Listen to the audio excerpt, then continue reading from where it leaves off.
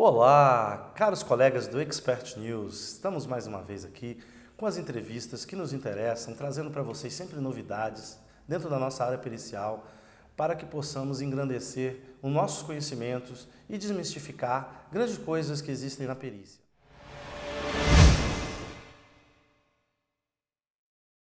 Hoje estamos aqui na presença de um grande perito, colega, o professor José Arimateia, que é um especialista em perícia de avaliação de empresa. Pois é, então vamos começar falando disso. Começamos a trabalhar com perícia alguns anos atrás, depois, acho que por volta de 1985, quando fizemos uma especialização em finanças. As primeiras demandas eram umas demandas mais de perícias extrajudiciais, pessoas que queriam atualizar números, atualizar valores de alguma situação econômica, exemplo tipo POPEX, às vezes o advogado precisa entrar na justiça e precisava que esses números fossem avaliados. E depois começamos a fazer a avaliação de empresa. E aí a avaliação de empresa tem um volume muito grande de trabalhos, tanto na perícia judicial como na extrajudicial. E a avaliação de empresa ela tem metodologias consagradas e que muita gente pensa assim, porque a perícia você tem que gerar uma prova da verdade. E a avaliação tem métodos e os métodos todos têm subjetividade. Essa subjetividade traz dificuldades para você chegar a uma prova para orientar uma tomada de decisão na perícia.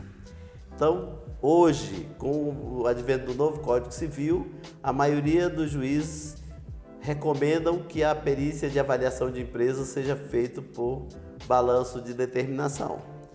Isso não é possível em todos os casos. É possível nos casos de empresas maiores que têm uma contabilidade 100% real e essa contabilidade recebe auditorias. Mas o maior volume de trabalho tem surgido nas empresas de micro e pequeno porte. As empresas de micro e pequeno porte ela tem dificuldade com a documentação. Nem tudo que acontece na empresa de micro e pequeno porte, isso está consagrado na contabilidade. E aí você tem outras metodologias para verificar. Por exemplo, o método fluxo de caixa descontado, que é uma metodologia onde você projeta o futuro em termos de vendas, custos e despesas. Normalmente as empresas têm controles internos sobre esses números e aí você projeta o futuro e traz para valor presente, descontando a uma taxa de oportunidade.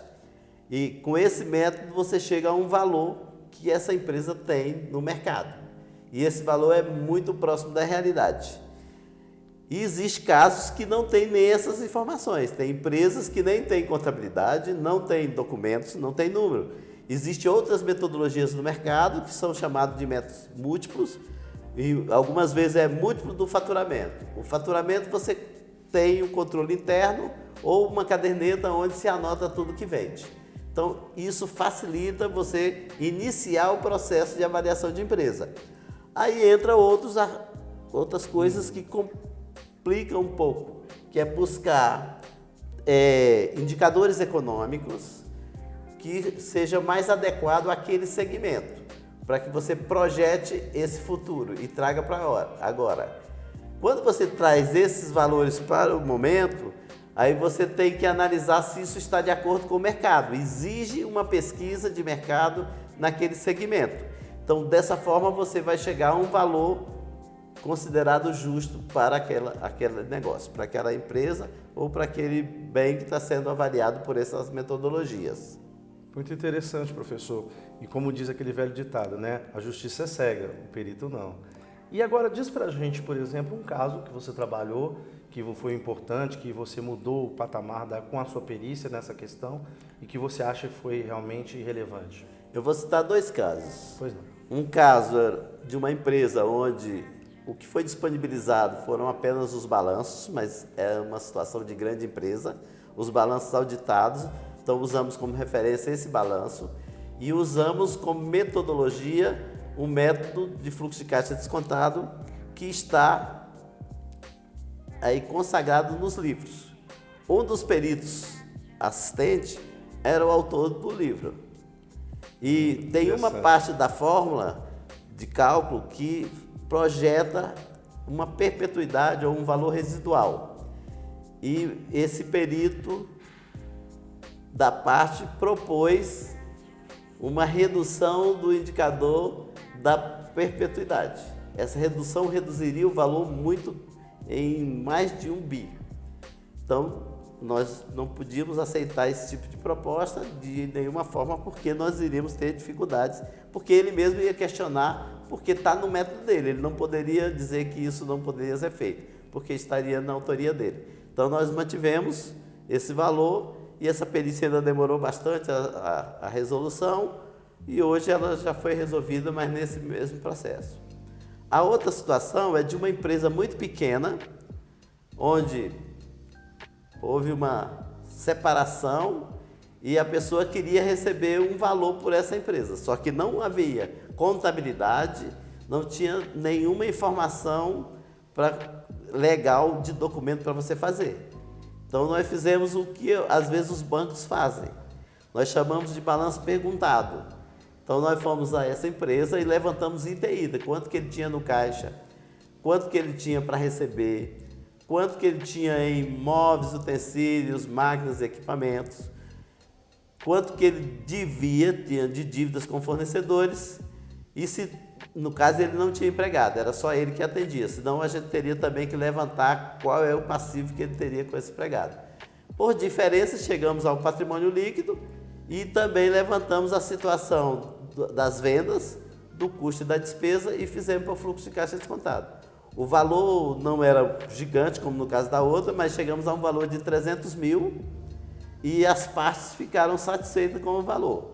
E não tinham também, nesse caso, nessa situação, não tinha período da parte. E quando tem o período da parte, há mais questionamentos. Né? Complica então, um pouco a nossa vida dessas questões.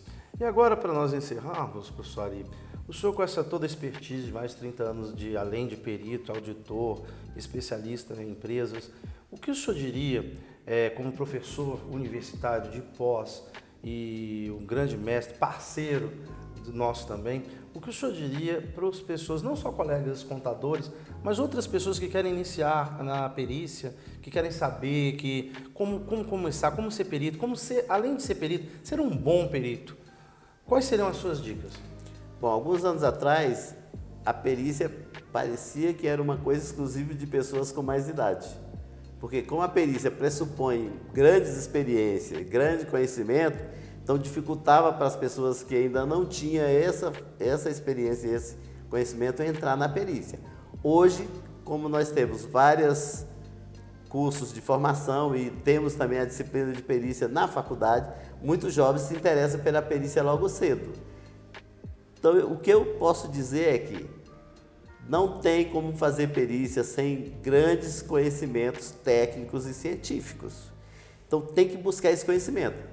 Como cada vez as pessoas estão se formando mais jovens, então, se tem esse foco, já sai e já vai buscar a preparação para atuar como perito.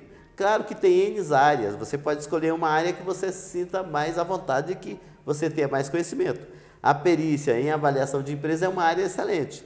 Então, pode-se começar, mas tem que buscar formação e tem que aplicar para ter prática, senão você vai ter dificuldade de entrar.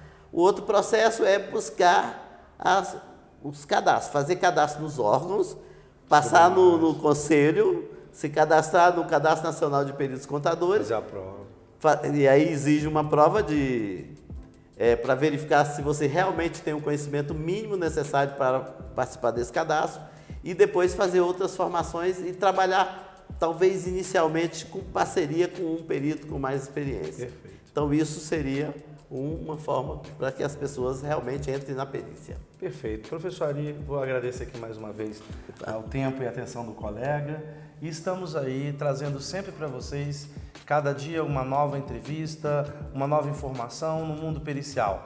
Meus amigos, venham conosco para o Expert News.